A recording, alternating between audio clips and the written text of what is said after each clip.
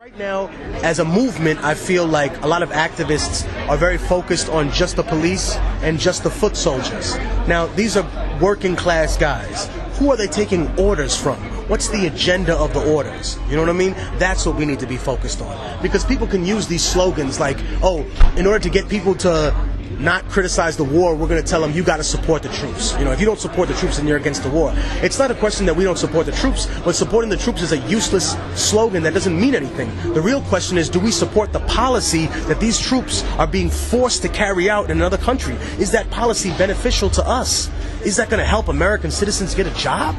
Is this going to help them get off of drugs? You know, instead of doing all these incredibly negative things to people, what about the positives that this government's supposed to be offering? You know, and that's what I saw with We Are a Change. That's what I saw with Occupy. You know, that's why I thought all their criticisms were useless. People said, oh, you know, Occupy is just homeless people. And I started laughing. We said this in so many interviews. Homeless people? You mean like people who got their homes taken away from them by a government under some predatory loan that they knew they could never pay back?